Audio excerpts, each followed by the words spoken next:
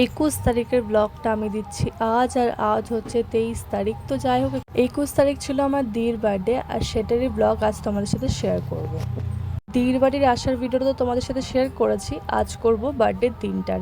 তো যাই হোক, এখানে দেখতেই পাচ্ছ যে কি যখন দুপুরে খেতে বসবে তখন আশীর্বাদ করা হবে, তাই আমি দুব্বো তুলে নিয়েছিলাম। আর আমি দিদিদের পাশের ঘরটা ডেকোরেশন করছিলাম, বাট আমার সাজানোটা খুব একটা ভালো লাগেনি, তাই খুলে দিয়েছিলাম। তারপরে পাশের ঘরটা আবার সাজানো হয়, আমার দিদি সাজিয়েছিল। তো যাই হোক, ঘুম থেকে উঠেই দেখতেই পেলে সবাই মানে চা খেয়ে নিয়েছিলাম, আর আমাদের ব্রেকফাস্টে ছিল ডালপুরি আর ঘুগনি। তারপরে দেখতেই পেলে আমার জিজু সব বাজার নিয়ে চলে এসেছিল, চিকেন, মাটন, চিংড়ি মাছ আর 1 পিস মাছ, যেটা দিদিকে ভাজাতে দেওয়া হয়েছিল। আর তারপরে আমার দি খেতে বসে পড়েছে, দেখতেই পাচ্ছ দুপুরের লাঞ্চ। দির থালায় কি কি ছিল এটা আর বলছি না, কারণ তোমরা তো দেখে বুঝতেই পারছো কি কি আছে। হ্যাঁ, ওখানে ভাজা আছে 7 রকমের। আর এদিকে আমার বাবান মাম্মাকে পোজ শিখিয়ে দিচ্ছিল যে কীভাবে ফটো তুলতে হবে, মানে এত পাকাও।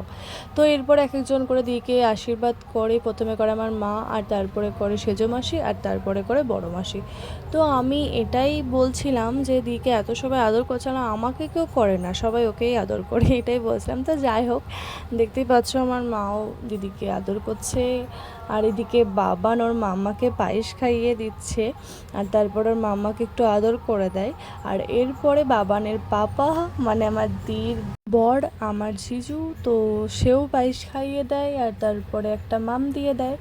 আর এদিকে আমাদের লাঞ্চে ছিল মিক্সড ফ্রাইড রাইস, আর মিক্সড ফ্রাইড রাইসে ছিল চিংড়ি মাছ আর ডিম সেদ্ধ।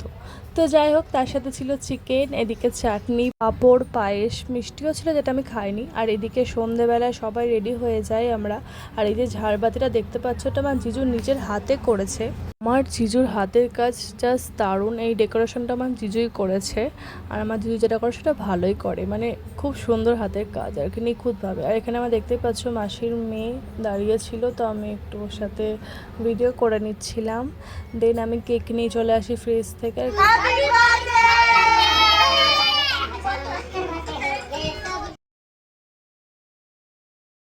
এরপরে কেক কাটা হয়।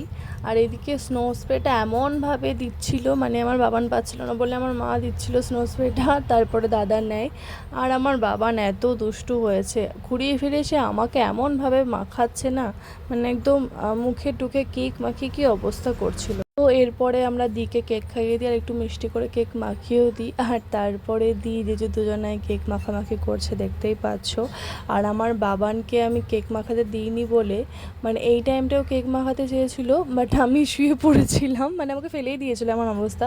তো সেই কারণে আবার এদিকে সবাই আমাকে কেক মাখাচ্ছে। তো যাক, তখন রাগ করেছে ওকে কেক মাখাতে দিইনি বলে।